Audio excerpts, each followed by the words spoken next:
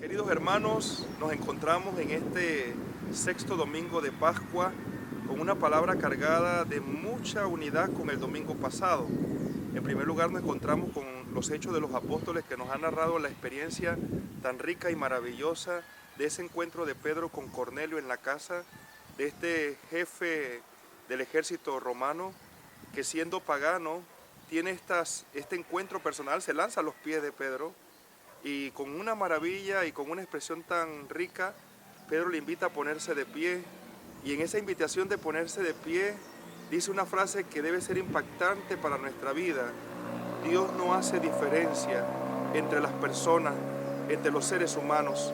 Y esa expresión de no hacer diferencia nos invita ahora a algo más profundo el propio Pedro, porque dice: Dios acepta a aquel hombre que le teme y vive en el camino de la justicia. Y vivir en ese camino de temor y de justicia es la clave fundamental para comprender lo que Pedro le está diciendo a Cornelio en la invitación fundamental, que era agradable a los ojos de Dios porque era un hombre recto según los mandatos de él. Esta expresión entonces nos lleva a comprender la riqueza de cómo Dios nos asume como hombres y mujeres de estos tiempos cuando nos comprometemos a vivir bajo ese sentido de temor y de justicia.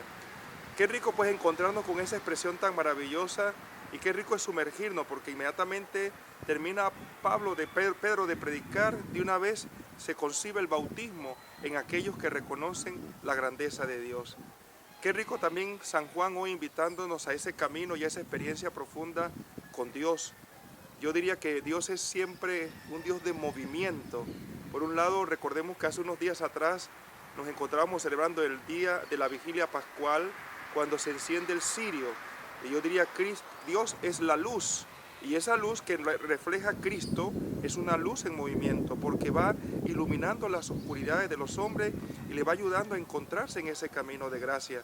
Pero también podríamos decir que Dios es espíritu, y esa esencia de espíritu es lo que nosotros nos vamos conectando ya hacia el acontecer de Pentecostés. Desde allí entonces, por eso la invitación de San Juan en esta primera carta, que nosotros experimentemos ese camino de confianza. El Evangelio cargado de una expresión muy conectada con el domingo pasado. Recordemos que el domingo hablábamos de la vid y del sarmiento, y hoy nos habla de una frase muy rica conectada a eso: así como el Padre me ha amado, así los amo yo. Es decir, permanezcan en mi amor.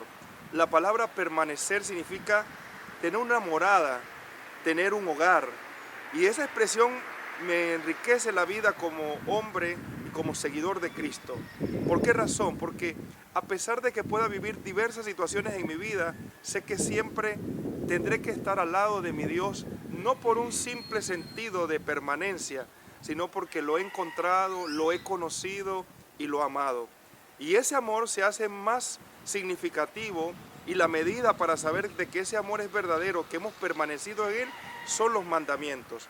Y los mandamientos vividos no como una norma de yugo o de carga, sino en la alegría. La alegría es el concepto fundamental que nos enseña. Pero también Jesús agrega algo: amar tiene que llevar un sentido de entregar la vida. Y eso me recuerda el domingo del buen pastor. Yo soy el buen pastor, el que da la vida por sus ovejas. También nos demuestra el amor verdadero a través de la muerte de Jesús en la cruz, mediante el sacrificio, la obediencia, que es el fundamento de vivir en Él. Y me llama mucho más la atención todavía, porque ese Jesús maravilloso nos recuerda hoy esa palabra tan expresión: ya no los llamo siervo, sino amigo. Que Dios te bendiga, hermano, y que sigas caminando en este proyecto de fe. Que así sea.